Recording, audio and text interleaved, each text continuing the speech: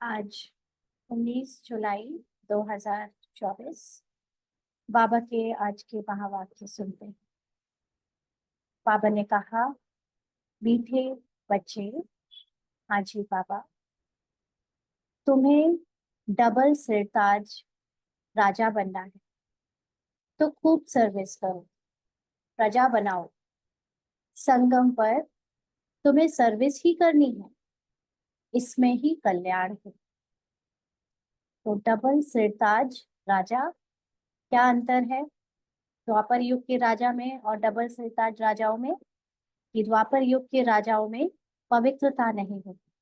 तो सतयुग त्रेता युग के जो राजा है उनके पास एक पवित्रता का ताज और दूसरा होता है संपन्नता का ताज।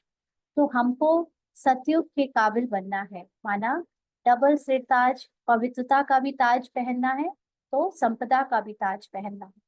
तो इसके लिए क्या करना पड़ेगा? खूब सर्विस करनी पड़ेगी। सर्विस में प्रजा भी बनानी पड़ेगी। प्रजा यानी राजधानी में जो जिनके ऊपर हम राज करेंगे, जो हमारी राजधानी में आएंगे, वो कैसे बनती है? या तो ज्ञान सुनाने से, बाबा का परिचय देने से, या सेवा करने से। सेवाओं के बहुत सारे तरीके हैं। स्थूल सेवाएं कर सकते हैं।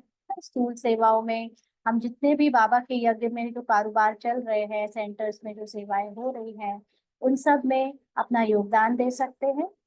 धन से सेवा कर सकते हैं, तन से सेवा कर सकते हैं।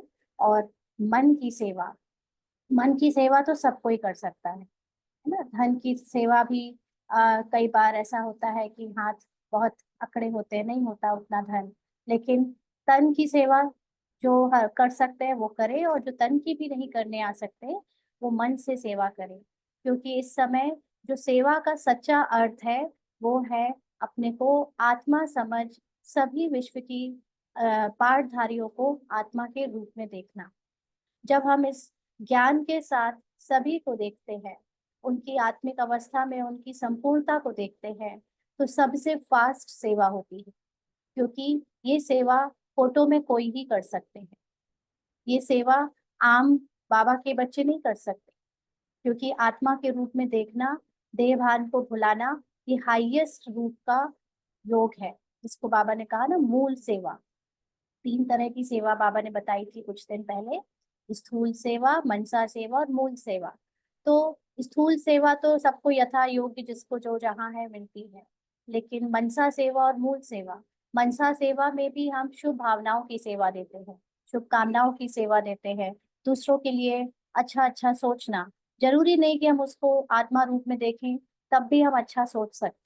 लेकिन इससे भी ऊंची सेवा है, हाईएस्ट फॉर्म की, अपने को आत्मा में स्थित कर लेना और सदा उस स्थिति में स्थित रहकर औरों के प्रति भी आत्मिक रूप में देखते हुए, उनको उनके पार्ट बजाते हुए उनके लिए कल्याण की भावना रखना, कि वो सब भी अपने दुखों से मुक्त हो जाए।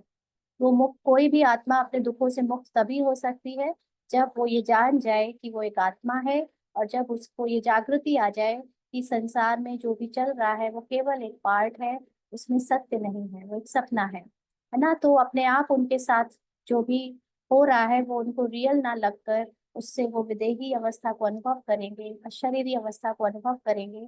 या जो ज्ञान में नहीं है वो भी अपने आप को इस ज्ञान से मुक्त कर लेंगे, जिनको बाबा कहता है कि मुक्ति या जीवन मुक्ति। कोई जीवन मुक्ति लेगा, बहुत सारे मुक्ति लेंगे। तो मुक्ति का मतलब कि अब ड्रामा का पार्ट ओवर हो गया, वो हंसना रोना गाना सब पार्ट ओवर। अब हमें बस शरीर छोड़कर अपने मूल अवस्था में वापस जाना है। तो ये संगम पर ही सेवा कर सकते हैं, क्योंकि ये ज्ञान हमें संगम पर ही मिला है। और संगम पर हमें बाबा ने जो फरिश्ता बनने का लक्ष्य दिया है, जिसमें फरिश्ता का मतलब होता है कि चलते फिरते अपनी निराकारी स्थिति में स्थित रहकर अपनी संपूर्ण स्थिति को अनुभव करते हुए अपने पाठ को बजाना। तो ये जो सेवा है ये संगम पर ही हो सकती है, क्योंकि ज्ञान अभी मिला है। बाबा कहते हैं इस पूरे संगम युग में सेवा करो, चाहे लौकिक में रहते हो, चाहे अलौकिक परिवार में हो, चाहे कहीं भी जा रहे हो, ये सेवा सदा हो सकती है, इसमें ही कल्याण। आज का प्रश्न है, पुरानी दुनिया के विनाश के पहले हर एक को कौन सा श्रृंगार करना है? बाबा प्रश्न पूछ रहे हैं। पुरानी दुनिया के विनाश के पहले हर एक को कौन सा श्रृंगार करना है? पुरानी दुनिया का समय तो फिक्स है विनाश का, है ना? लेकिन हम सबको जो ये पाठ मिला है संगम युग का, बाबा ने बताया हुआ है कि एक ही जन्म में ये पाठ बजाना है। तो अब जो ये जन्म चल रहा है, ये पाठ कभी भी ओवर हो सकता है ना? और लक्ष्य तो बहुत ऊंचा है। कौन सा श्रृंगार करना है, बाबा ने पूछा। तो उत्तर सुनते हैं। तुम बच्चे योग बल से अपना श्रृंगार करो। इस योग बल से ही सारा विश्व पावन बनेगा। तुमको अब वानप्रस्थ में जाना है, इसीलिए इस शरीर का श्रृंगार करने की जरूरत नहीं। यह तो वर्थ नॉट अ पेनी है। इससे ममत्व निकाल दो। विनाश के पहले बाप समान रहम दिल बन अपना और दूसरों का श्रृंगार करो। अंधों की लाठी बनो। तो योग बल से अपना श्रृंगार करना अर्थात आत्मा अपनी स्थिति में जब स्थित होती है, अपने स्वयं की जो सत्य है उसमें स्थित होती है, तो उसके अंदर सातों गुण जो इतने जन्म से 63 जन्म से मर्ज हो गए थे, वो फिर से इमर्ज होने लगते हैं। वो सातों गुणों से फिर से भरपूर बन जाती है, और वही उसका सबसे बड़ा श्रृंगार है। क्योंकि दुनिया में जो शरीर के श्रृंगार होते हैं, वो तो टाइम के अकॉर्डिंग बदल जाते हैं, धुल जाते हैं, या उस श्रृंगार में तो झूठापन है। लेकिन इस श्रृंगार को कर लेने से अंदर अनंत शक्तियों का प्रवाह हो जाता है। और यही अनंत शक्तियां ना सिर्फ आत्माओं को लेकिन प्रकृति को भी पावन बनाती है। इसलिए ये ज्ञान और ये शक्ति बाबा ने सिर्फ हमको दी है कि हम योग बल से सारे विश्व को पावन बनाए। इसलिए अब शरीर के जो श्रृंगार है, और इसमें सिर्फ शरीर ही नहीं, लेकिन जो हम अभी घर को सजाने में, या अभी हम और भी चीजों की सजावट पे इतना ध्यान देते हैं, उसको बाबा कहते हैं जरूरत नहीं ना। सब कुछ बहुत सिंपल रखो और अपनी अवस्था को वानप्रस्थ में ले जाओ, माना वाणी से परे ले जाने का अभ्यास करो। क्योंकि सत्य अवस्था में स्थित होना माना वाणी से परे की स्थिति में स्थित हो जाना। और ये दुनिया तो वर्थ नॉट अ पेनी है। कौड़ी, इसमें इस दुनिया के लिए आपको एक कौड़ी के लिए भी अपना ध्यान नहीं लगाना है। जो जरूरी है, जो अशरीरी स्थिति में स्थित होकर होता जाए, वो भले करो। लेकिन जब हम अपने आत्मिक स्थिति से हटकर दुनिया के लिए किसी भी बात में धन खर्चा करते हैं, चाहे सजावट में, चाहे कोई भी नई चीज खरीदने में, और कोई भी चीज को पालना करने में, मतलब उसको मैनेज करने में, तो वो सब वर्थ नॉट अ पेनी। उसमें हमारी बुद्धि नहीं जानी चाहिए इस समय, क्योंकि समय बहुत कम है। और अवस्था को अभी ऊंचा बनाने में हमको जल्दी जल्दी उड़ना पड़ेगा ना। चलना भी नहीं, दौड़ना भी नहीं, उड़ना पड़ेगा। तो इसलिए बाबा कहते हैं कि अब सबसे ममत्व निकाल दो, और हम सबको रहम दिल बनना है। रहम दिल ना सिर्फ दूसरों के लिए, लेकिन सबसे पहले तो अपने लिए। क्योंकि सोच के देखिए कि जब विनाश की प्रक्रिया चालू हो जाएगी, या उसके पहले भी बहुत अति में जाएगा सब कुछ, सबके घरों से लेकर बाहर तक अनेक तरह के दृश्य सामने आएंगे जो बहुत विचलित करने वाले होंगे। और ऐसे में अगर मैं आत्मा देह भान के कारण अपनी आत्मिक अवस्था को नहीं बना पाई और उसमें नहीं स्थित हो पाई, तो जो सबको दुख फील हो रहा होगा वो मुझे भी होगा। इसलिए अपने ऊपर सबसे पहले रहम करो, अपने आप को उस अवस्था में टिकाओ। क्योंकि दूसरों को तो ज्ञान नहीं, लेकिन हमें तो ये ज्ञान है ना। इसलिए अपना और दूसरों का श्रृंगार करो। अपना श्रृंगार करेंगे तो ऑटोमेटिकली दूसरों का श्रृंगार भी होता जाएगा। उनको ज्ञान भी सुनाता जाना है, अंधों की लाठी बनना है।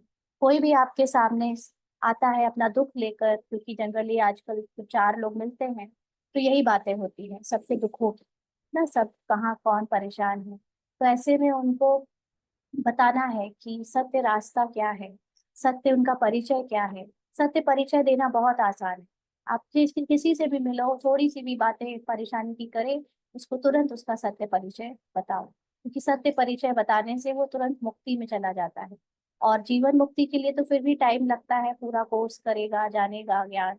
लेकिन मुक्ति तो तुरंत सेकंड बाय सेकंड आप दे सकते हैं। इसीलिए बाबा कहते हैं प्रजा बनाओ। है ना, क्योंकि जितने लोगों को आप ये थोड़ा भी ज्ञान दे दोगे, बाबा का दे दोगे ना, अपना और बाबा का ज्ञान दिया वो प्रजा में आता जाएगा। ओम शांति। अब यह तो बच्चे अच्छी रीति समझ गए हैं कि बाप आते हैं पावन बनने का रास्ता बताने, उनको बुलाया जाता है। कल भी बाबा ने कहा था ना कि मैं सुख देता नहीं, सुख का रास्ता बताता हूँ। तो सुख भी किससे मिलता है? पवित्रता से मिलता है। इसलिए वो पावन बनने का पुरुषार्थ हम सब यहाँ पर कर रहे हैं।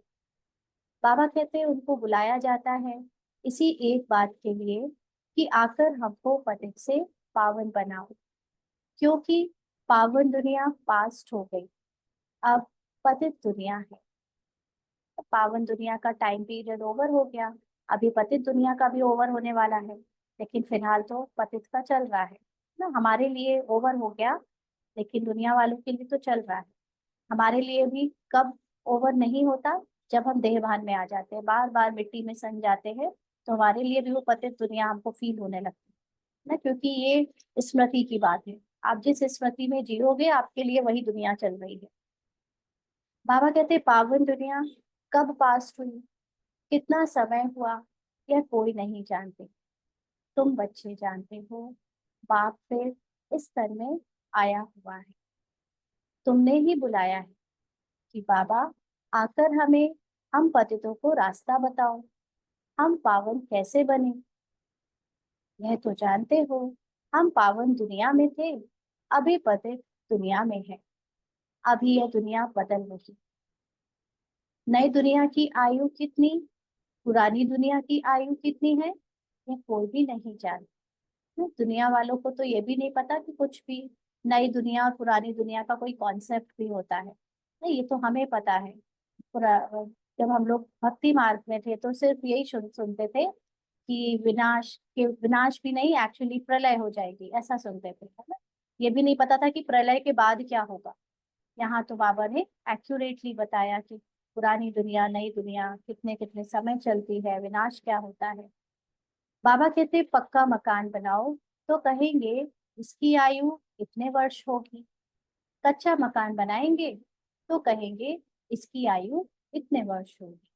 क्योंकि एस्टिमेशन निकाला जाता है कि कोई चीज जब बनाई है तो कितने वर्ष तक चल सकती है।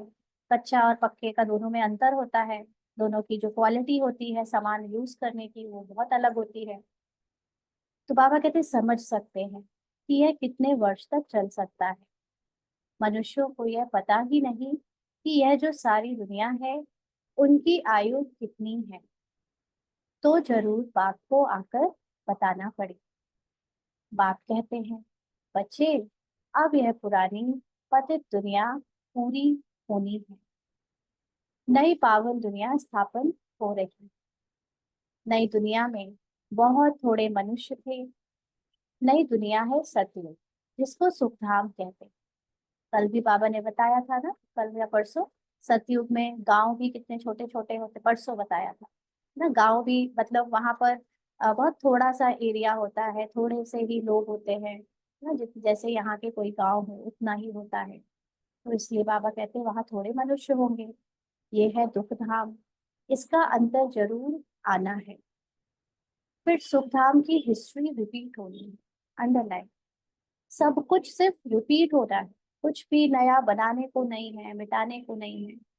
जस्ट एक पिक्चर जो है, जो लाइट पिक्चर होती है वो रिपीट होने जा रही है ना। तो यहाँ पर हम सबका पार्ट भी क्या होना है, बना बनाया रिपीट होना। सबको यह समझाना है। बाप डायरेक्शन देते हैं कि अपने को आत्मा समझ, बाप को याद करो, और फिर औरों को भी यह रास्ता बताओ। क्यों बताना है औरों को रास्ता? क्योंकि उन्होंने अपने आप को पिक्चर में रियल पार्ट समझ लिया, जबकि हम सब तो सिर्फ एक्ट कर रहे हैं, है ना। और इसीलिए वो लोग दुखी हैं, हम भी इसीलिए परेशान थे पहले। अभी भी जब ये भूल जाते हैं तो पार्ट में जो चल रहा है उसको देखकर फिर परेशान हो जाते हैं। जैसे हम कुछ कर रहे हैं या हम कुछ छोड़ रहे हैं ना, दोनों ही हम नहीं हैं। हम सिर्फ एक्ट कर रहे हैं। जैसे जैसे सीन बीतता जाएगा सामने कोई ना कोई नया दृश्य आता जाएगा। इसीलिए पहले से ये पता कर पाना कि अगला दृश्य क्या होगा, कोई फायदा नहीं ना। इसीलिए सिर्फ हम इतना कर सकते हैं कि साक्षी होकर एक एक दृश्य को बीतता हुआ देखें। बाबा कहते हैं लौकिक पाप को तो सब जानते हैं, पारलौकिक पाप को तो कोई जानते नहीं। सर्वव्यापी कह देते हैं, कच्छ मच्छ अवतार या 84 लाख योनियों में ले गए हैं। दुनिया में कोई भी बाप को नहीं जानते या परमात्मा का सत्य यथार्थ परिचय नहीं जानते। बाप को जाने तब समझे। अगर पत्थर ठिक्कर में है तो वर्षे की बात ही नहीं ठहरती। अगर भगवान कण कण में हो तो फिर भगवान को हम जड़ चीज में ही देख सकते हैं, तो चैतन्य की जरूरत ही नहीं। और अगर चैतन्य भगवान है नहीं तो फिर उसके बच्चे भी हम नहीं हो सकते, क्योंकि फिर तो अब से जो वर्षा मिलता है उसकी कोई बात ही नहीं रह जाती जब वो जड़ चीजों के कण कण में है। तो इसलिए बाबा कहते हैं अगर पत्थर या ठिक्कर में है तो वर्षे की कोई बात ही नहीं ठहरती। माना हम उसको अपना बाप और वो हमको अपना बच्चा फिर नहीं कह सकते। देवताओं की भी पूजा करते हैं परंतु कोई का ऑक्यूपेशन नहीं जानते, बिल्कुल ही इन बातों में अनजान है। तो पहली पहली मूल बात समझानी चाहिए, सिर्फ चित्रों से कोई समझ ना सके। मनुष्य बेचारे न बाप को जानते हैं न रचना को जानते हैं कि शुरू से लेकर यह रचना कैसे रची। ना, रचना और रचयिता सारा पार्ट ड्रामा में आ जाता है, ये किसी को नहीं पता कि ये सब कैसे और कब रचा गया। देवताओं का राज्य कब था, जिनको पूजते हैं कुछ भी पता नहीं। समझते हैं लाखों वर्ष सूर्यवंशी राजधानी चली, फिर चंद्रवंशी लाखों वर्ष चले, इसको कहा जाता है अज्ञान। ना, उनको तो टाइम पीरियड पता ही नहीं, चाहे वो साइंस की बात हो, चाहे वो धर्म, जो धार्मिक नॉलेज है, पुरानी नॉलेज है उसकी बात हो, दोनों में ही लोगों ने लाखों वर्ष मिलियंस ऑफ इयर्स कह दिया। अभी तुम बच्चों को बाप ने समझाया है, तुम फिर रिपीट करते हैं, बाप भी रिपीट करते हैं ना, ऐसे समझाओ, पैगाम दो, नहीं तो राजधानी कैसे स्थापन होगी। तो बाबा का पार्ट भी कुछ नया नहीं है, ये ज्ञान हमने भी अनलिमिटेड टाइम से सुनते आए हैं, सुन रहे हैं और सुनते रहेंगे। बाबा का जब जब पाठ होगा तो हमारा भी ऐसे पाठ सुनने का सुनाने का होगा। तो बाबा कहते हैं इसलिए ऐसे समझाओ, ये सब बाबा समझाते हैं, सिखाते हैं। बना बनाया जो भी बाबा का पाठ है वो बचता जाता है। यहाँ बैठ जाने से नहीं होगा। कहाँ, कोई सेंटर में बैठ जाए, कोई मधुबन में बैठ जाए, नहीं, बाबा कहते बैठने से नहीं होगा ना। कोई भी ये सोचे कि अब हमें बाहर ना जाना पड़े, सेंटर में बैठे बैठे सेवा हो, ऐसे नहीं होगा। बाबा कहते हाँ, घर में बैठने वाले भी चाहिए ना। जैसे अब जो आत्माएं घर गृहस्थी में फंसी हुई है वो भी चाहिए, वो भी पार्ट में।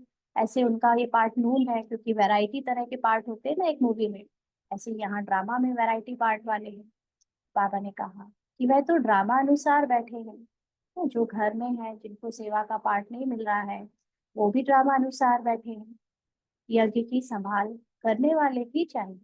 और जो मधुबन है या सेंटर में कुछ कुछ ऐसे भाई बहन रहते हैं जो वहाँ का सारा काम काज कारोबार देखते हैं, कपड़े ना, खाने पीने का, या जो लोकल वहाँ की सेवा है वो उसी में बिजी है क्योंकि वो भी चाहिए। बाबा कहते हैं तो बाप के पास कितने बच्चे आते हैं मिलने के लिए, क्योंकि शिव बाबा से ही वर्षा लेना है।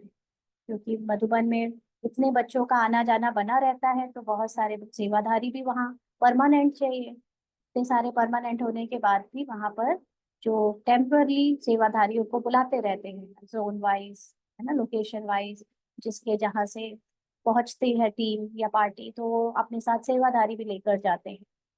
बाबा कहते हैं लौकिक बाप के पास बच्चा आया तो वह समझेंगे हमको बाप से वर्षा लेना है। बच्ची तो जाकर हाफ पार्टनर बनती है। तो बेटे को समझा जाता है कि यही प्रॉपर्टी का आगे वर्षा लेने वाला है और बेटी को तो विदा कर देते हैं हाफ पार्टनर के साथ। सतयुग में कभी मिल्कियत आदि पर झगड़ा होता ही नहीं, क्योंकि एक ही बेटा होता है। तो यहाँ पर कोई झगड़े की बात ही नहीं सतयुग में। यहाँ झगड़ा होता है काम विकार पर। और यहाँ तो विकार से शुरुआत करें तो काम विकार नंबर 1 है, और उसके बाद तो फिर सारे विकारों पर झगड़ा होने की तादाद है। बाबा कहते वहां तो ये पांच भूत होते नहीं, तो दुख का नामो निशान नहीं, सब नष्टो मोहा होते।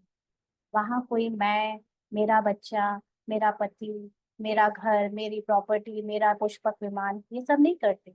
वहां बहुत ज्यादा अंदर से चरित्रवान आत्माएं हैं, सबको आत्मिक अनुभव है, इसीलिए कोई भी मेरापन है ही नहीं ना, जितना यहाँ पर हम लोग करते हैं। ब्राह्मण बन जाते हैं उसके बाद भी मैं और मेरा, मेरा माँ बाप, मेरे बच्चे, मेरे पति, ये ब्राह्मण के अंदर भी है। इसीलिए ये नष्टो मोहा हमारी फाइनल स्टेज है। और इसी स्टेज को पाने के लिए बाबा रोज रोज रोज रोज आकर हम सबको पढ़ा रहा है कि बच्चे इन सब से अपना मोह हटाओ, मेरे सिवा तुम्हारा कुछ भी मेरा ना रहे, ना कोई व्यक्ति यानी आत्मा, ना कोई वस्तु, ना वैभव, ना ये शरीर, और ना तुम्हारे संकल्प, ना तुम्हारे संस्कार, किसी पे भी ममत्व ना रहे। यह तो समझते हैं स्वर्ग था जो पास छो गया, चित्र भी है, परंतु यह ख्यालात तुम बच्चों को अभी आते हैं ना। ये चित्र हम लोगों ने भक्ति मार्ग में भी देखे त्रिमूर्ति के, लेकिन कभी उसका डिस्क्रिप्शन नहीं पता चला, ना कभी सोचा कि क्या होगा। लेकिन अब तो हमें बाबा ने सारा ज्ञान दिया है। तुम जानते हो यह चक्र हर 5000 वर्ष के बाद रिपीट होता है। शास्त्रों में कोई यह नहीं लिखा है कि सूर्यवंशी चंद्रवंशी डायनेस्टी 2500 वर्ष चली। अखबार में पढ़ा था कि बड़ौदा के राजभवन में रामायण सुन रहे हैं। कुछ भी आफतें आती है तो मनुष्य भक्ति में लग जाते हैं, भगवान को राजी करने के लिए, है ना। क्योंकि यहाँ पर हिंदू धर्म के हिसाब से सभी लोग कोई ना कोई शास्त्र पढ़ते हैं। तो जब भी कुछ आफत और आती है तो पता है कि जब ये ह्यूमन हैंड के पार हो गया, मतलब अभी इसमें ह्यूमन या इंसान या मनुष्य कुछ नहीं कर सकता, तब भगवान की याद आती है। तो भगवान को जानते नहीं, इसलिए शास्त्रों में भगवान को याद करते हैं ताकि भगवान हमसे खुश हो जाए। हम रामायण पढ़ेंगे तो भगवान खुश हो जाएगा, हम गीता पढ़ेंगे तो भगवान खुश हो जाएगा। ये नहीं समझते कि जब तक हम चरित्रवान नहीं बनेंगे तब तक ना भगवान ना प्रकृति कोई खुश नहीं हो सकता। लेकिन बस सुना सुनाई बातों पे विश्वास कर लेते हैं कि शास्त्र पढ़ने से भगवान राजी हो जाएगा। बाबा कहते ऐसे कोई भगवान राजी होता नहीं है ना। ज्ञान मार्ग में भी ऐसा ही है। ये समझते हैं कि रोज मुरली सुन ली, रोज ज्ञान पढ़ लिया तो भगवान राजी हो गया, मेरी मेरी हमेशा सुरक्षा होगी। ऐसा नहीं है। यहाँ पर इस ज्ञान का सार बनना होता है, ज्ञान का को धारण कर उस अवस्था पर टिकना होता है। और वो क्या है, लक्ष्य क्या है हम सबका, अपनी आत्मिक अवस्था को निरंतर बनाना, है ना। अब जब तक हम उस आत्मिक अवस्था को निरंतर नहीं बनाते, भगवान भी हमारी रक्षा एक हद तक तो करेगा, उसके बाद नहीं कर पाएगा ना। जब बाबा का पाठ महाकाल का या धर्मराज का शुरू हो जाएगा, और जब बाबा अपने दोनों हाथ पीछे करके सिर्फ साक्षी होकर देखेगा, बाहर वालों के साथ साथ बच्चों को देखेगा खास, क्योंकि पढ़ाया तो बच्चों को ही है ना। इतना पढ़ाया इतना पढ़ाया, और बच्चे अभी तक आत्मिक अवस्था में टिके ही नहीं, अभी भी अपने को शरीर समझकर इनको इनका उनका करने में लगे हुए हैं, अपनी देह को भूल नहीं रहे, उसके वजह से दुखी हैं ना। देह की पूरी सृष्टि जो यहाँ बनाई हुई है उसमें ही यहाँ वहाँ मन लगाए हैं, बुद्धि लगाए हैं, फंसे हुए हैं और दुखी हो रहे हैं। तो यही बाबा देखेगा, यही तो सजा है।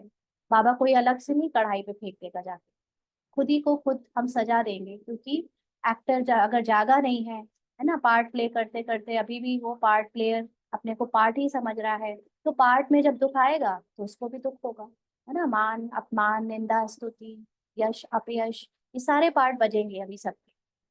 तो देखना होगा कि मान में तो बहुत खुश हुए, अपमान में क्या हालत है ना। यश मिला तो बहुत खुश रहे, जब सब बर्बाद हो गया तब क्या हालत है ना। क्योंकि अभी वन साइडेड में तो सब चाहते हैं कि वही वही मिले, अच्छा अच्छा वाला साइड मिले, लेकिन जब दूसरा साइड मिलेगा तब क्या होगा ना। तो उस समय हमारी अगर आत्मिक अवस्था नहीं है, हम सोल कॉन्शियस नहीं है, देह भान से मुक्त नहीं है, तब पता चलेगा। बाकी सब तो छोड़ दीजिए, अभी तो गर्मी से पता चलेगा, है ना। ये जो इतनी गर्मी बढ़ रही है, और हम लोग अगर अभी सोल कॉन्शियस बनने में लेट कर रहे हैं, तो ये गर्मी ही हम सबको कितना दुख दे रही है ना। जिस चीज की स्टेज अच्छी नहीं है उसको तो चलिए अभी एसी है या दूसरे साधन है, साइंस है, तो कुछ दिन चल रहा है, लेकिन एक समय आने के बाद इसकी भी परीक्षा होगी। अति मौसम की जो मार पड़ेगी ना, मौसम की जब चाहे सर्दी हो चाहे गर्मी हो, उसकी भी जब मार पड़ेगी, तो बाबा के बच्चे कितना अशरीरी अव्यक्त स्थिति में स्थित रह सकते हैं और उसमें खुश रह सकते हैं, अपने को सुरक्षित रख सकते हैं। ये सारे पेपर आएंगे, बच्चों के ही आने हैं।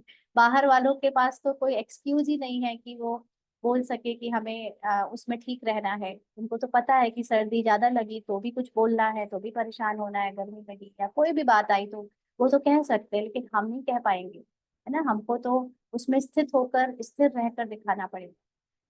तो इसलिए अभी बहुत ज्यादा अपने को ध्यान रखना है कि अपनी आत्मिक अवस्था पर ध्यान रखें। बाबा कहते हैं कि तुम बच्चे जानते हो आधा कल भक्ति चलती है, खुद ही दुख उठाते रहते हैं, भक्ति करते करते सब पैसे खलास कर देते हैं। यह बातें तो कोई विरले ही समझेंगे। जो बच्चे सर्विस पर हैं वह समाचार भी देते रहते हैं। तो सेवा करने वाले बच्चे तो खास बाबा को याद रखते हैं, सेवा हो जाने के बाद भी बाबा को बताते हैं बाबा क्या सेवा हुई। समझाया जाता है यह ईश्वरीय परिवार है।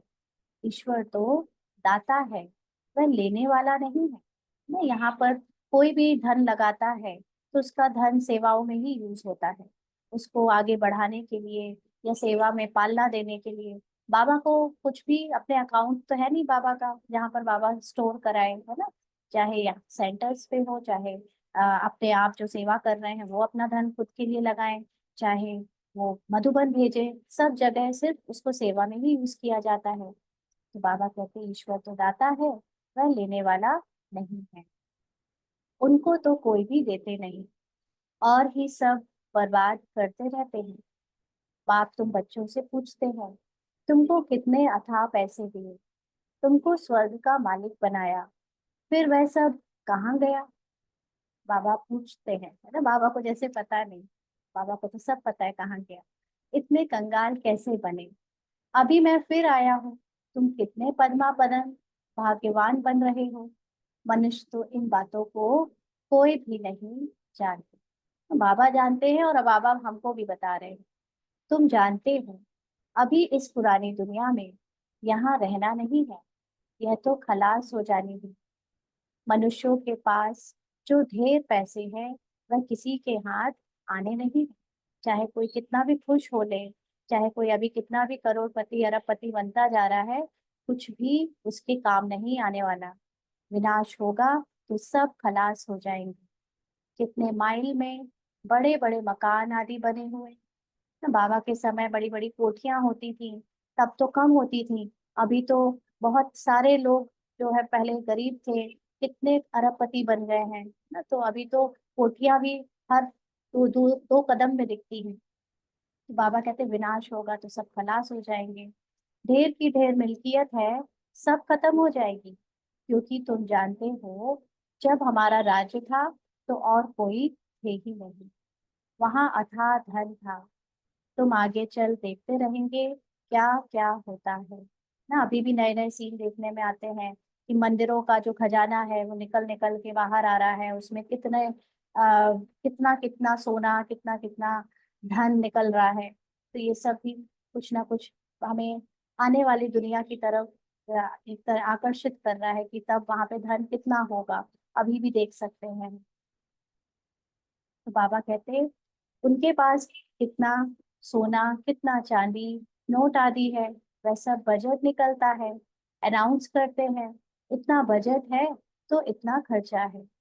बारूद पर कितना खर्चा है, अभी बारूद पर इतना खर्चा करते हैं। जितना भी ये विनाश की सामग्री जोड़ते हैं वो कितनी महंगी आती है, और उसको सिर्फ रखते चले जाते हैं, खर्चा करते चले जाते हैं उस पर। उससे आमदनी तो कुछ है नहीं। अब कोई पैसा बिजनेस में लगाए, खेती में लगाए, है ना, कोई गोल्ड वोल्ड में लगाए, तो वो तो फिर भी उसका कुछ रिटर्न है। लेकिन बारूद पर तो सब जल जाना है। जैसे हम लोग भी दिवाली में जब पटाखे खरीदते हैं ना, तो पता होता है कि ये सब जल जाना है, पटाखों के बाद आपको कुछ मिलेगा उल्टा, और पॉल्यूशन, और आपको सांस लेने में दिक्कत होगी, है ना। तो वो जैसे नोट आप जो 1000 2000 5000 10,000 समझो आप जलाने जा रहे हो ना, वो सारा खरीदते हैं जब हम पटाखे, तो यहाँ पर भी ये बारूद खरीदी पर जो भी पैसा खर्च होता है वो तो सब जल जाना है, आमदनी तो कुछ होनी नहीं। बाबा कहते हैं ये रखने की चीज तो है नहीं, रखने का होता है सोना और चांदी। दुनिया गोल्डन एजेड है तो सोने के सिक्के होते हैं। आज पापा ने ये भी बताया सिल्वर एज में चांदी है ना, इसीलिए दादियों ने अनुभव में बताया हुआ है कि सतयुग में भी जो सबसे बड़े राजमहल होंगे वो सोने के होंगे, प्रजा के सॉरी फिर प्रजा या दास जो उनके दास दासी है उनके सिल्वर के होंगे, और फिर उनके भी जो दास दासी है उनके ये जो मार्बल जो संगमरमर होता है उसके होंगे। तो ये सारा अंतर हर युग में बदलता जाएगा। अब कहते तो वहां तो अपार धन होता है, फिर कम होते होते अभी देखो क्या निकला है, कागज के नोट, है ना। पहले के कागज के नोट तो फिर भी ऐसे होते थे कि पानी में गीले भी हो जाए तो आप उसको सुखा कर यूज कर सकते थे। अभी के कागज के नोट को भी तो कलर उड़ जाते हैं, आप उसको पानी में एक बार भिगा दी, गलती से भी भीग गए तो वो रीयूज के लायक नहीं रहते। अब तो उतने रद्दी हो गए हैं। बाबा कहते विलायत में भी कागज के निकले हैं। कागज तो काम की चीज नहीं, बाकी क्या रहेगा। वह बड़ी बड़ी बिल्डिंग्स आदि सब खत्म हो जाएगी। इसीलिए बाप कहते हैं मीठे मीठे बच्चे, यह जो कुछ देखते हो ऐसे समझो यह है ही नहीं। अंडरलाइन। क्यों, कैसे देखोगे इसको, जब अपने को साक्षी होकर एक ऑडियंस में बैठाकर सामने देखोगे कि एक मूवी चल रही है और उस मूवी में सब कुछ लाइट के रूप में प्रोजेक्टर के रूप में पिक्चर पूरी चल रही है, उसमें मेरा भी पार्ट बज रहा है, तो उस पार्ट से बार बार अपने को बाहर करना है ना। परमानेंट अभी नहीं होगा, लेकिन एफर्ट्स मारने हैं, यही मेहनत है। अपने को बार बार उस सीन से बाहर लाकर बाबा के साथ एक लाइट के रूप में या जस्ट एक ज्ञान के स्वरूप बनकर बाहर आ जाना, और उस स्क्रीन में होते हुए पूरी पिक्चर को देखना। उसमें हर कोई अलग अलग पार्ट बजा रहा है, कोई चिल्ला रहा है, कोई खुश हो रहा है, कोई गा रहा है तो कोई रो रहा है। हर तरह का पार्ट सिर्फ साक्षी होकर देखना। तो इसलिए बाबा कहते हैं कि यह जो कुछ देखते हो ऐसे समझो यह है नहीं, और अंत में यही होना है। जैसे एकदम लाइट हो जाएगा सब कुछ, दुनिया है ही नहीं, जिसको हम आज स्थूल दुनिया कह रहे हैं, फिजिकल दुनिया कह रहे हैं, ये फिजिकल दुनिया है ही नहीं। क्यों, क्योंकि ये शूटिंग ये ड्रामा पहली बार कभी घटित हुआ ही नहीं, इसकी रिकॉर्डिंग कभी हुई ही नहीं। बाबा ने कहा ना ये अविनाशी ड्रामा है, इसका मतलब इसकी रिकॉर्डिंग कभी नहीं हुई। तो रिकॉर्डिंग किस चीज की नहीं हो सकती, जो कभी था ही नहीं। इसीलिए ये सब कुछ एक तरह से लास्ट में लाइट लाइट हो जाएगा, जिसको बाबा कहते हैं सूक्ष्म वतन नीचे उतर जाएगा, सब कुछ लाइट, है ना। जैसे प्रोजेक्टर से मूवी देखते हैं तो सब लाइट लाइट होता है, ऐसे। तो यह तो सब खलास हो जाना है। जिसको जो हाथों में अभी स्थूल धन दिख रहा है, जैसे ही उसका शरीर का भार मिटेगा वो आत्म कॉन्शियस होगा, वो लाइट वो जो स्थूल धन है वो भी जैसे लाइट लाइट, कुछ भी हाथ टच में आएगा ही नहीं। क्योंकि अभी स्मृति की जस्ट बात है, जिसकी स्मृति जागी नहीं है उसको हर चीज अभी फिजिकल लग रही है। वो अभी फिजिकल बॉडी की कॉन्शियसनेस में इतना डूबा हुआ है और इसी देह की दुनिया में अपने को रियल समझ रहा है। लेकिन ये जागृति सबकी होनी है, एक दिन जरूर होनी है, एक एक करके, कि आपको सब सामने आ जाएगा, दिखेगा कि ये सब जस्ट एक्शन हो रहा है, इसमें कुछ भी रियलिटी नहीं है। तो बाबा कहते हैं शरीर भी पुराना वर्ड नॉट अ पेनी है ना। ये शरीर भी क्या है, इसको देखा जाए तो जस्ट मिट्टी में कैसे मिल जाता है, एक अर्थी जलती है उसके बाद चंद हड्डियां रह जाती है, अगर हम स्थूल में देखें, नहीं तो वो भी नहीं है ना। अगर हम साक्षी होकर देखें तो वो भी जस्ट लाइट है। बाबा कहते हैं बैठे बैठे मनुष्य का क्या हो जाता है, कुछ ठिकाना थोड़ी है। भले कोई कितना भी सुंदर हो, कुछ भी, शरीर वर्थ नॉट अ पेनी है। बाकी ये दुनिया थोड़े समय है। बाबा ने कहा सतयुग में थोड़े ही ऐसे होगा, यहाँ तो काया कल्प तरु समान होती है। वहां सतयुग में वहां पर भी बॉडी जो होगी वो इतनी सुंदर होगी, क्योंकि फिल्म की स्टार्टिंग है ना, तो कोई भी चीज स्टार्टिंग में होती है तो नई होती है। अब तुम बच्चों को पाप मिला है, कहते हैं इस दुनिया में तुमको रहना नहीं है ना। इसलिए यहाँ की किसी भी चीज से आकर्षित होना या बहुत ज्यादा लगाव होना नहीं होना चाहिए, क्योंकि ये दुनिया में तुमको रहना नहीं, ये छी दुनिया है। अब तो योग बल से अपना श्रृंगार करना है। वहां तो बच्चे भी योग बल से होते हैं, संकल्पों से होते हैं, विकार की बात ही वहां नहीं होती। योग बल से तुम सारे विश्व को पावन बनाते हो, तो बाकी क्या बड़ी बात है। इन बातों को भी वही समझेंगे जो अपने घराने के होंगे ना। यहाँ पर इसलिए जो ज्ञान सुनाते हैं उसमें कोटों में कोई निकल के आता है इस बात को समझने के लिए, और उसमें भी बहुत समय तक निश्चय बुद्धि नहीं हो पाता। लेकिन जिसने पहले इस जीवन को जिया है उसकी तो स्मृति में ये होगा ही, उसको तो निश्चय हो ही जाएगा। तो बाकी तो सब शांति धाम में जाना है। वह तो है घर, परंतु मनुष्य उसको घर भी नहीं समझते, है ना। अब घर का मतलब हम लोग जब देखते हैं कि हम अपने को फिजिकली शरीर समझ रहे हैं, तो हमारे लिए वो घर घर फिजिकल है। जब आत्मा है तो आत्मा के लिए तो कुछ भी फिजिकल है ही नहीं। आत्मा के लिए तो फिजिकली कोई दुनिया एग्जिस्ट ही नहीं करती। आत्मा जस्ट स्टार, स्टार भी कहने के लिए स्टार दिखाया है, लेकिन आत्मा क्या है? आत्मा जस्ट लाइट है ना। लाइट को टच नहीं कर सकते आप। इनफैक्ट लाइट भी ऐसी लाइट जिसको देखा भी नहीं जा सकता, तो इसलिए उसका घर भी कैसा होगा? अनटचेबल, है ना। तो हम लोग घर को फिजिकल बॉडी ना समझें कि वो घर है शांति धाम ना। जिस स्टेट में हम हो जाएंगे शांति में, दैट इज शांति धाम। तो बाबा कहते हैं परंतु मनुष्य उसको घर भी नहीं समझते हैं, है ना। तो वो कहते हैं एक आत्मा जाती है, दूसरी आत्मा आती रहती है ना। आना जाना लगा रहता है मनुष्य को, ऐसा लगता है। सृष्टि वृद्धि को पाती जाती है, रचयिता और रचना को तुम जानते हो, इसीलिए कोशिश करते हो औरों को समझाने की ना। जब कोई चीज आपको एक्शन में डूबे हुए हो, पार्ट में प्ले कर रहे हो, तो लग रहा है कि एक एक्टर गया दूसरा एक्टर आ गया। इनफैक्ट सब कुछ वहीं पे तो है, एक फिर बनी बनाई एक्टिंग हो रही है, उसमें जस्ट सब रोल प्ले हो रहे हैं, रोल चेंज हो रहे हैं बस। तो बाबा कहते हैं सृष्टि वृद्धि को पाती जाती है धीमे धीमे। और भी जो आत्माएं मूल रूप में है, अभी तक जागी नहीं है, जिनका पार्ट नहीं शुरू हुआ था, वो भी जाग जाती है। वो भी एक ना एक पार्ट में, बॉडी के पार्ट में आ जाती है। इसको कहते हैं वृद्धि को पाते जाना।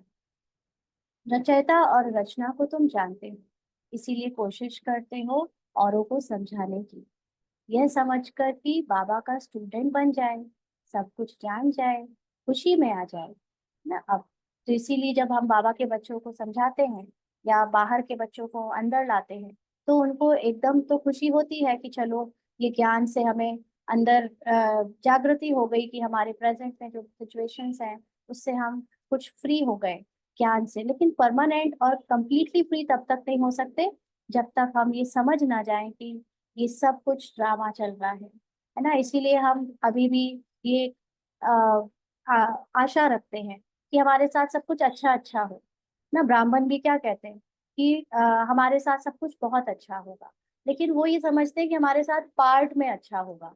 और जबकि ऐसा कोई जरूरी नहीं है। पार्ट में तो अभी सबके हिसाब किताब पूरे होने का समय आया। पार्ट में तो सब तमो प्रधानता के जो संस्कार हैं वो अभी एग्जिट लेंगे, तो उसके पहले पूरी तरह से हमारे ही द्वारा बजाए जाएंगे, हमारे द्वारा भी और दूसरों के द्वारा भी। तो वो ब्राह्मणों के साथ सदा अच्छा होगा कब? बाबा ने भी कहा ना कि जो सच्चे ब्राह्मण हैं, क्षत्रिय नहीं।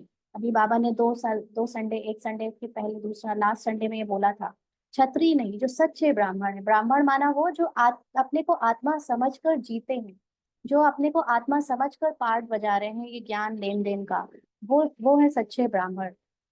तो उनको उनके साथ सदा कल्याण होगा, माना उनकी सदा उन्नति होगी। तो इसलिए बाबा कहते हैं कि अब तो अमर लोक में जाते हैं, आधा कर तो झूठी कथाएं सुनी हैं, अब तो बहुत खुशी होनी चाहिए कि अमर लोक में हम जाएंगे। अमर लोक का मतलब ये नहीं है कि वहां मरेगा नहीं कोई, लेकिन वहां मरने जैसा शब्द ही नहीं होता। क्यों नहीं होता? क्योंकि वहां पर सब जानते हैं कि मैं आत्मा हूँ और आत्मा कभी मरती ही नहीं। जस्ट अपनी मर्जी से एक वस्त्र की तरह शरीर छोड़ेंगे, दूसरे वस्त्र में यानी छोटे से बच्चे के वस्त्र में जाकर एंटर कर जाएंगे। तो इसलिए वो अमर लोक कहा जाता है, क्योंकि आत्मा खुद को जानती है और खुद ही और आत्मा अमर है। इसलिए यहाँ पर हम खुद को शरीर समझते हैं, शरीर विनाशी है, मरते हैं, इसलिए इसको मृत्यु लोक कहते हैं। पापा कहते हैं इस मृत्यु लोक का अभी अंत है, हम खुशी का खजाना यहाँ से भरकर जाते हैं। तो इस कमाई करने में, झोली भरने में अच्छी रीति लग जाना चाहिए, टाइम वेस्ट नहीं करना चाहिए। बस अभी तो हमको औरों की सर्विस करनी है, झोली भरनी है। बाप सिखलाते हैं रहमदिल कैसे बनूं, अंधों की लाठी बनूं। तो लोगों को अभी ज्ञान नहीं है कि क्या क्या होने वाला है, इसीलिए अभी भले वो ज्ञान सुनते नहीं, अपने में खोए हुए हैं, लेकिन तैयार रहो कि जब भी कभी उन्हें जरूरत पड़े तो हम वहाँ पे अवेलेबल हो, हमारे द्वारा उनको, उनकी नेत्र खुले ना, उनको जागृति मिले। इसके लिए पहले तो खुद को जागृत रखना बहुत जरूरी है। खुद ही सोए रहेंगे बार बार तो पता चला देह के भान में आकर वो आपसे लेने भी आए कुछ, लेकिन आप तो लग गए हाँ आपके साथ तो बहुत बुरा हुआ, अच्छा ऐसा है, हाँ ऐसा वैसा, आप देह की बातों में फंस गए। आपको लगा कि उसके दुख के में दुख की ही बातें करो, ये तो क्या है, खुद सो गए। जो आपसे जागने आया था और आप खुद ही सोए हुए हो, तो आपसे क्या, आप उसको क्या जगाओगे ना। इसलिए एक भी अपॉर्चुनिटी मिस नहीं कर देना कि हम उसको जगाना भूल जाए, क्योंकि खुद को भूल गए तो उसको भी भूल जाएंगे जगाना।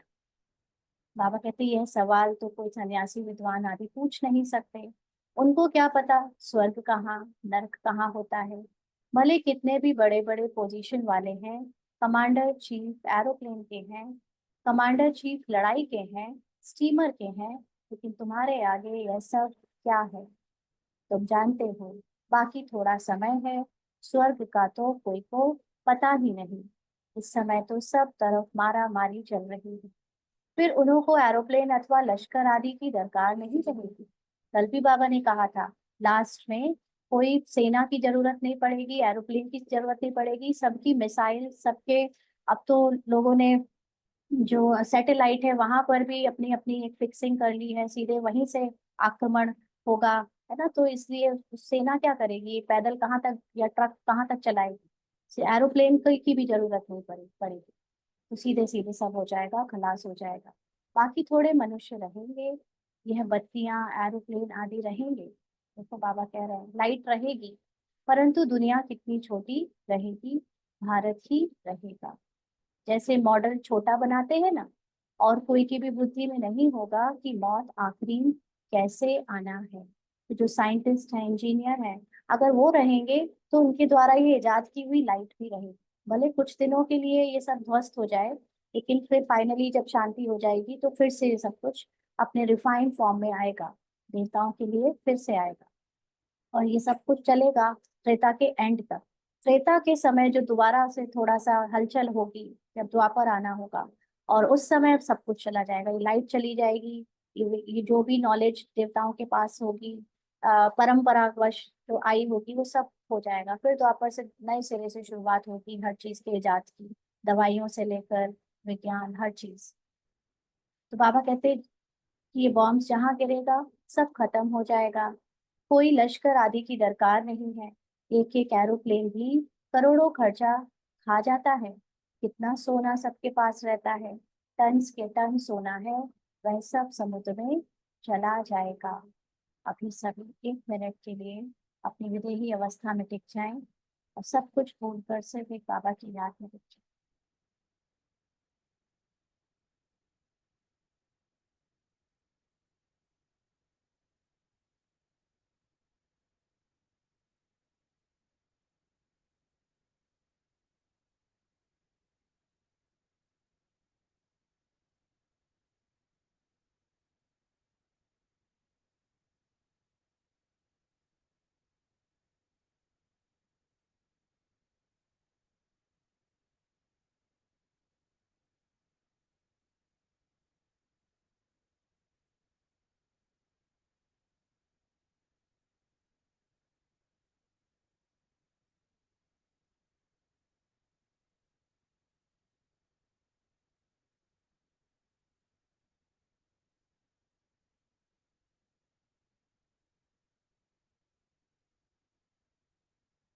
अच्छा, आगे बाबा कहते हैं, यह सारा रावण राज एक आइलैंड है, अनगिनत मनुष्य हैं, तुम सब अपना राज स्थापन कर रहे हो, तो सर्विस में बिजी रहना चाहिए ना। क्योंकि संगम युग में अगर हम सेवाओं में नहीं लगेंगे, चाहे वो स्थूल है, चाहे वो बाबा की याद है, चाहे वो आत्मिक स्थिति में स्थित होना है, तो जो बाहर रावण का दर्शन है, रावण की जो बातें हैं वो आपको बार बार खींचेंगी। इसीलिए उस दुनिया से अपना नाता कट करके अपनी दुनिया जहाँ पर एक जैसी सोच वाले लोग हैं, एक जैसे आत्मिक स्थिति को बनाने वाले पुरुषार्थी हैं, उनके साथ सेवा में बिजी रहना चाहिए, ताकि औरों को भी हम उस साइड से इस साइड ला सके ना। नहीं तो वो लोग हमको इस साइड से अपने साइड ले जाएंगे। इसलिए सेवा बहुत जरूरी हो जाती है। बाबा कहते हैं कहाँ बाढ़ आदि होती है तो देखो कैसे बिजी हो जाते हैं, सबको खाना आदि पहुंचाने की सर्विस में लग जाते हैं। ये तो सोशल सर्विस वालों का है, हमारी सेवा तो रूहानी है ना। तो बाबा कहते हैं पानी आता है तो पहले से ही भागना शुरू करते हैं। तो विचार करो सब कैसे खत्म होंगे ना। अभी यूपी में कितने सारे गांव बाढ़ में डूबे हुए हैं, कितने कितने दिन हो गए हैं उनके पैर पानी में ही हैं ना। तो सोचो कैसे चल रहा होगा, उनका हाल क्या होगा, सब कैसे खत्म हो गए। सृष्टि के ऑलराउंडर, ऑलराउंड सागर है, यानी चारों तरफ पानी ही पानी तो है। विनाश होगा तो जलमय हो जाएगी, पानी ही पानी। बुद्धि में रहता है हमारा राज्य था तो यह बॉम्बे कराची आदि तो थे नहीं। भारत कितना छोटा जाकर रहेगा, सो भी मीठे पानी पर ना। वहां पर समुंदर से मेन लैंड की जो डिस्टेंस है बहुत दूर होगी। देवी देवता मंदिर, सॉरी, जो नदियां हैं उनके किनारे उनकी राजधानियां होंगी। अभी भी आप जानते होंगे अंटार्कटिका जो है, अंटार्कटिका के चारों तरफ जो पानी है वो सबसे मीठा पानी है। इस दुनिया के जितने भी पानी के सोर्सेज हैं उस सबसे मीठा। तो अंटार्कटिका में सबसे ज्यादा बर्फ होती है, ग्लेशियर्स हैं, आगे चलकर वो डूब रहे हैं, बहुत जल्दी जल्दी पिघल रहे हैं, है ना। तो बाबा इसीलिए कहता है कि मीठे पानी पर देवताओं की राजधानी होगी, भारत होगा। वहां कुएं आदि की दरकार नहीं, पानी बड़ा स्वच्छ पीने का रहता है। नदियों पर तो खेल पाल करते हैं, गंदगी की कोई बात नहीं। नाम भी है स्वर्ग, अमर लोक।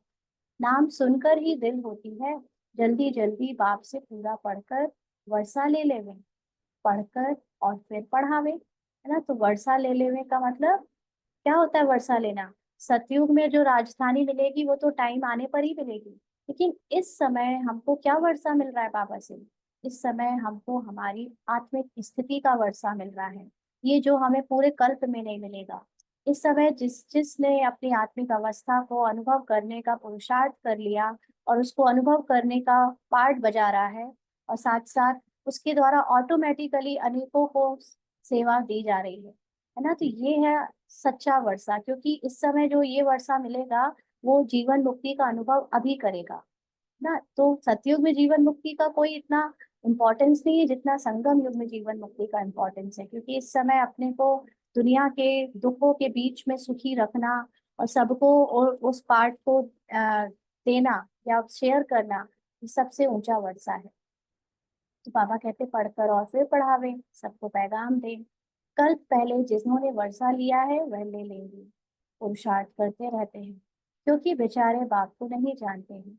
बाप कहते हैं पवित्र बनो, जिनको हथेली पर बहिष्ठ मिलेगा वह क्यों नहीं पवित्र रहेंगे, है ना। एक जन्म की तो बात है, उसमें भी अनेकों ने शादियां कर ली हैं, तो अब तो पवित्र रह ही सकते हैं। सब कुछ अनुभव कर लेने के बाद अब छोड़ सकते हैं। तो बाबा कहते हैं पवित्र बने। बोलो हम क्यों नहीं एक जन्म पवित्र बनेंगे, जबकि हमें विश्व की बादशाही मिलती है। भगवान वाच, तुम इस अंतिम जन्म में पवित्र बनेंगे तो पवित्र दुनिया के मालिक 21 जन्म के लिए बनेंगे। सिर्फ यह एक जन्म मेरी श्रीमत पर चलो, रक्षाबंधन भी इसकी निशानी है। तो क्यों नहीं हम पवित्र रह सकेंगे? बेहद का बाप गारंटी करते हैं। बाप ने भारत को स्वर्ग का वर्षा दिया था, जिसको सुख धाम कहते हैं। अपार सुख जो ये है दुख धाम। एक कोई बड़े को तुम ऐसे समझाओ तो सब सुनते रहेंगे ना। जिनके बहुत सारे जान परिचय वाले होते हैं, फॉलोअर्स होते हैं, या जो बहुत ऊंचे पद में होते हैं, अगर उसको समझाएंगे तो उनके साथ अनेकों को जो है ये ज्ञान मिल जाएगा। बाबा कहते हैं योग में रहकर बताओ। योग का मतलब अपनी आत्मिक अवस्था में रहकर उसको भी आत्मा की अवस्था में देखो। ये नहीं कि वो बड़ा आदमी है इस रूप में देखो, ये तो क्रिमिनल आई हो गई ना। हमें सिविलाइज्ड से देखना है, सिविल आई यानी अपने को आत्मा समझ, उसको आत्मा के रूप में समझाओ या बताओ, तो सबको टाइम आदि ही भूल जाए ना। जब सब अशरीरी होकर सुनते हैं, फिर अगर आप सुनाने वाले की स्थिति अशरीरी है तो सारे सुनने वाले अशरीरी हो जाते हैं। तो बाबा कहते कोई कुछ कह ना सके, 15-20 मिनट के बदले घंटा भी सुनते रहें, परंतु वह ताकत चाहिए। देह अभिमान नहीं होना चाहिए। जहाँ पर थोड़ा सा भी अभिमान आया कि स्त्री हूँ, पुरुष हूँ, या अमीर हूँ या गरीब हूँ, या फला फला हूँ, कुछ भी आया स्मृति का इस ड्रामा से रिलेटेड, तो फिर आपका तुरंत उसका वाइब्रेशन उस सामने वाले तक पहुंच जाता है, तो फिर वो भी सेवा में खलन डाल देता है। इसलिए बाबा कहते हैं यहाँ तो सर्विस ही सर्विस करनी है ना, चारों तरफ सर्विस ही सर्विस भरी पड़ी है। कोई ये कहे कि सेवा नहीं है, सर्विस नहीं है, जहाँ निकल जाओ हर कदम में हर आत्मा दुखी है, उसको सुनाओ। जहाँ जहाँ जगह मंदिरों में या जहाँ पहुंच जाओ वहाँ सेवा ही सेवा है, कोई रोक नहीं सकता आपको सेवा करने से। तो बाबा कहते हैं तभी कल्याण होगा। राजा बनना है तो प्रजा कहाँ बनाई है? नहीं, जिस जिसको ज्ञान सुनाओगे वो सब आपके ही साथ आएंगे आपके राजधानी में। ऐसे ही इसीलिए बाबा ये हालात देता है, ये परिस्थितियां देता है बच्चों को, कि जब बच्चे बैठ जाते हैं तो कुछ ना कुछ ऐसा आएगा कि चलो बाहर बढ़ो, प्रजा बनाओ, बस बैठ गए वही 10 लोगों को लेकर, 20 लोगों को लेकर, बाकी लोगों का क्या होगा, है ना। तो इसलिए ये परिस्थितियां बनाई जाती हैं। बाबा कहते हैं ऐसे ही बात थोड़े ही माथे पर पाग रख देंगे, है ना। पाग मतलब आशीर्वाद दे देंगे कि सब तुम में प्रजा मिल जाए। अपनी प्रजा सबको मेहनत से खुद बनानी पड़ेगी। पापा कहते प्रजा डबल सरताज बनती है क्या? तुम्हारी एम ऑब्जेक्ट ही है डबल सरताज बनने की। एक तरफ पवित्र बनना है। पवित्र बनने का अर्थ क्या है? इस ड्रामा को भूल कर सिर्फ अपने को आत्मा स्थित करना, ये है पवित्रता। जो भी हमने संकल्प मन वचन कर्म से अपनी पहचान बनाई है, जिसके कारण विकार विकर्म होते हैं, वो सब भूल जाना है, उससे अपने को उपराम कर लेना है। ये पवित्रता अंदर का पुरुषार्थ है, और बाहर दूसरी आत्माओं को ज्ञान सुनाना या उनको अनुभव कराना, ये बाहर की सेवा है। तभी तो डबल सिरताज बनेंगे। बाबा कहते बाप तो बच्चों को उल्लास दिलाते हैं। जन्म जन्मांतर के पाप सिर पर है, वह योग बल से ही कट सकते हैं। बाकी इस जन्म में क्या क्या किया है वह तो तुम समझ सकते हो ना। पाप काटने के लिए योग आदि सिखाया जाता है। बाकी इस जन्म की तो कोई बात नहीं। तमो प्रधान से सतो प्रधान बनने की युक्तियां बाप बैठ बतलाते हैं। बाकी कृपा आदि तो जाकर साधुओं से मांगो ना। बाबा कहते हैं मैं कोई कृपा नहीं करूंगा। यहाँ बाबा पाप काटने के लिए योग आदि सिखाता है। इसका क्या अर्थ होता है? कि हम सभी अपने को जो शरीर समझने लगे हैं, वो अपने को बार बार आत्मा की स्थिति में स्थित करें। बाबा की को सब देखो, बाबा को याद क्यों करना होता है? बाबा भी एक आत्मा है, एक परम आत्मा है। यानी बाबा हाईएस्ट मॉडल है संपूर्णता का, और हम सबको वो संपूर्ण बनाने आया है, यानी देह भान से निकाल कर हमारी संपूर्णता को अनुभव कराने आया है।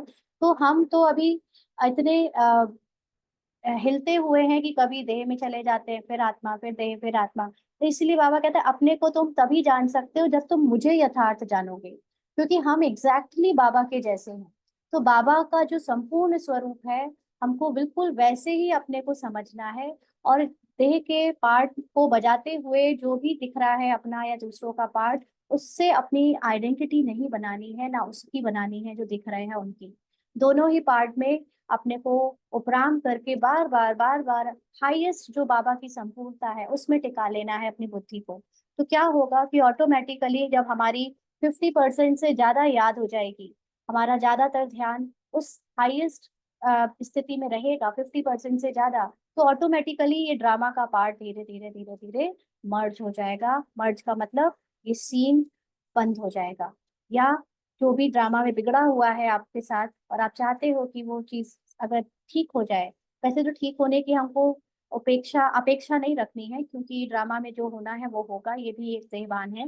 लेकिन फिर भी ये एक अनुभव कहता है कि जब आप अपनी हाईएस्ट स्थिति को अनुभव कर लेते हो, तो जो ये परिस्थितियां बन रही हैं वो बनती ही इसीलिए है कि आप इस देहभान को भूलो और आत्मा की स्थिति में स्थित हो। नहीं तो आप यहाँ के चीजों में दुखी होगे।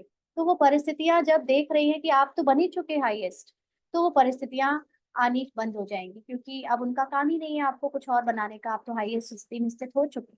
इसीलिए इसको कर्मातीत स्थिति कहते हैं, कि वो कर्मों से परिस्थितियों से फ्री हो गया। वो एकदम जो भी कर्मों का प्रभाव था उस पर, उससे भी फ्री हो गया, क्योंकि अब उसने हाईएस्ट स्टेज को टच कर लिया है। तो यही हमको पाप से कटवाता है माना। जो देह भान के द्वारा किए गए इतने जन्मों में विकर्म है, उनसे फ्री करवाता है जस्ट ये स्मृति, कि वो पार्ट मैं नहीं हूँ, वो स्मृतियां मैं नहीं हूँ, वो शरीर मैं नहीं हूँ। आपको कोई तभी तो सजा दे सकता है ना, जब आप ये मान लो या वो ये सिद्ध कर दे कि आपने किया है। कोर्ट में भी सजा कब मिलती है? जब या तो आप खुद मान लो या दूसरे सिद्ध कर दे कि आपने किया है। लेकिन यहाँ पर दूसरे भी सिद्ध करें या आप मानो, इससे भी परे जो अवस्था है कि मैंने किया नहीं, दूसरे आपसे प्रूफ करा ही नहीं सकते, क्योंकि वो पार्ट बजाने वाला मैं था ही नहीं। वो पार्ट तो बजा ड्रामा अनुसार, तो ड्रामा में जो आया वो बजा, उसमें मैं क्या करूँ। कई बार जैसे पागल, जो पागल नहीं भी होता है, नॉर्मल होता है, और उसके द्वारा कोई गलतियां हो जाती हैं, तो कोर्ट में उसको पागल सिद्ध कर देते हैं कि ये अपने होश में नहीं था, इसलिए इसके द्वारा जो किया गया उसको माफ किया जाए, है ना। ये रूल है, नियम है। ऐसे ही जब हमें ये बात ज्ञात हो जाती है कि कुछ भी होने पे मैंने किया नहीं, क्योंकि मैं हूँ ही, मैं सिर्फ पार्टधारी हूँ, उसकी स्क्रिप्ट, इसकी स्टोरी लाइन मेरे हाथों में है ही नहीं। जब आप अपने को ये याद दिला देते हो, अपने को इस बात पर विश्वास दिला देते हो, तो फिर आपको उसकी सजा भी भोगना लगती ही नहीं। और दूसरे तो फिर अपने आप ही हैंडल हो जाते हैं, जब आपको पहले सब सारा पुरुषार्थ अपने लिए है, अपने को निश्चय करा लो बस। बाबा कहते बाकी इस जन्म की तो कोई बात नहीं। तमो प्रधान से सतो प्रधान बनने की युक्ति बाबा बतलाते हैं। बाकी कृपा आदि तो जाकर साधुओं से मांगो। अच्छा, मीठे मीठे सिकी लदे बच्चों प्रति माता पिता बाप दादा का याद प्यार और गुड मॉर्निंग। रूहानी बाप की रूहानी बच्चों को नमस्ते। हम रूहानी बच्चों की रूहानी बाप दादा को याद प्यार गुड मॉर्निंग और नमस्ते बाबा। शुक्रिया, थैंक यू बाबा। धारणा के लिए मुख्य सार। पहला पॉइंट, अमर लोक में जाने के लिए संगम पर खुशी का खजाना भरना है, टाइम वेस्ट नहीं करना है। अपनी झोली भरकर रहम दिल बन अंधों की लाठी बनना है। तो आप बिल्कुल भी टाइम देह भान में वेस्ट नहीं करना है। ड्रामा का पार्ट अपनी नियति अनुसार बजेगा, लेकिन आपको हर पार्ट में सिर्फ इतना ध्यान रखना है कि मैं आत्मा पार्ट बजाने वाली हूँ और मेरी संपूर्णता बाप समान है। बाबा को याद करते हुए पार्ट को बजाओगे तो आपका जो टाइम है वो एक एक सेकंड आपकी आत्मिक अवस्था को निरंतर बनाने में यूज हो जाएगा। तो ऑटोमेटिकली आप अपनी संपूर्णता को समय के पहले प्राप्त कर लो, और इससे फिर आपको प्रालब्ध भी मिलेगी कि आपको संगम युग में जीवन मुक्ति और खुशियों का खजाना मिलेगा। तो अपनी झोली यानी ज्ञान रत्नों से भरकर, जो ज्ञान रतन बाबा ने हमको दिए हैं, शक्ति और गुण तो है हमारे अंदर, लेकिन हमें ज्ञान नहीं है कि हमारे अंदर क्या क्या है। तो ज्ञान रत्नों से हमें अपनी शक्ति और गुण अनुभव होने लगते हैं, और आत्मिक अवस्था में रहकर हम उसको और अच्छे से अनुभव कर पाते हैं, क्योंकि देह भान के कारण जो अनुभव नहीं हो रहा था वो होने लगता है। तो उसको कहते हैं कि अपने अंदर वो झोली भरना, और इससे फिर रहम दिल बनकर दूसरों को भी उनका सत्य स्वरूप याद दिलाना है, उनको भी उस सत्य स्वरूप में टिकाना है, रास्ता बताना है, अंधों की लाठी बनना है। दूसरा है हथेली पर बहिष्ठ लेने के लिए पवित्र जरूर बनना है। पवित्र का मतलब है देह भान, यानी जो ड्रामा है, ड्रामा की एक एक चीज से अपनी स्मृति को खींच लेना है, भूल जाना है, उसको कहते हैं पवित्र बनना। अगर दुनिया का ये सब कुछ याद है, यहाँ तक कि अपना ये जो ब्राह्मण का पार्ट भी याद रहेगा, तो ये भी आपको देह भान में ले आएगा। सब कुछ बिल्कुल एकदम नेकेड हो जाना है आत्मा को, ऐसे बनना है। स्वयं को सतो प्रधान बनाने की युक्तियां रच, अपने ऊपर आपे ही कृपा करनी है। क्योंकि अब हम अगर सतो प्रधान समय के पहले नहीं बने, अपनी आत्मिक स्मृति में नहीं टिके, तो हमें ही सबसे पहले उसका फल भोगना पड़ेगा। इसलिए सबको करने के पहले अपने ऊपर कृपा करनी है और योग बल जमा करना है। आज का वरदान है, हजूर को सदा साथ रख, कंबाइंड स्वरूप का अनुभव करने वाले विशेष पाठधारी भव। इतना सुंदर वरदान है। पाठ तो सभी बजा रहे हैं, उसमें भी बाबा के बच्चे कोटों में कोई हैं, लेकिन उन कोटों में कोई भी विरला ही विशेष पाठधारी है ना। तो वो विशेष पाठधारी भव का बाबा ने हमको वरदान दे दिया। वो कब होगा? जब हजूर को सदा साथ रखेंगे, कंबाइंड स्वरूप को अनुभव करेंगे तब। तो बच्चे जब दिल से कहते हैं बाबा, तो दिलाराम हाजिर हो जाता है। इसीलिए कहते हैं हजूर हाजिर है। और विशेष आत्माएं तो है ही कंबाइंड। लोग कहते हैं जिधर देखते हैं उधर तू ही तू है। ये भगवान कड़कड़ में है या सर्वव्यापी है, ये क्यों फैल गया, ये बात कहाँ से आई? ये उनकी भावना गलत नहीं थी, ये भावना के वश फैला है कि भगवान को जिन्होंने प्यार किया है वो भगवान को हर जगह देखता है, वो भगवान को हर सेकंड अपने साथ अनुभव करता है। उसको उन्होंने एक लिटरल भाषा में सर्वव्यापी कह दिया तो थोड़ी गलती हो गई। जिसको अज्ञानी लोग, जिसको जो भगवान से प्यार नहीं करते, वो भक्त लोगों ने कण कण में और पत्थर में उसको कह दिया। अदरवाइज ये भावना तो सच में सही है कि जहाँ हम भगवान को देखते हैं, हर जहाँ जाते हैं, जहाँ रहते हैं, हर समय बाबा हमारे साथ है। ये भावना के साथ साथ तो ठीक ही बात है। बाबा कहते, बच्चे कहते हैं हम जो भी करते हैं, जहाँ भी जाते हैं, बाप साथ ही है। कहा जाता है करण करावनहार, तो करणहार और करावनहार कंबाइंड हो गया। इस स्मृति में रहकर पाठ बजाने वाले विशेष पाठधारी बन जाते हैं। स्लोगन है, स्वयं को इस पुरानी दुनिया में गेस्ट समझकर रहो, तो पुराने संस्कारों और संकल्पों को गेट आउट कर सकेंगे। तो अब की दुनिया में पता चल चुका है हमें कि ये हमारी दुनिया है ही नहीं, हमारी माना आत्मा की दुनिया, ये शरीर और पार्ट बजाने की दुनिया है। इसलिए अब जो भी शरीर से हमें संस्कार और संकल्प मिले हैं, उससे हमें अपने को निवृत्त करने के लिए ये सदा याद रखना है कि मैं इस दुनिया में केवल एक गेस्ट हूँ। अब मुझे यहाँ का जो कुछ भी मिला, इंक्लूडिंग संस्कार और संकल्प, वो भी गेट आउट है ना, वो भी मुझे नहीं रखने, या वो मेरे है ही नहीं, तो ऑटोमेटिकली आपको इस दुनिया के संस्कार संकल्पों से मुक्ति मिल जाएगी। अच्छा, शांति।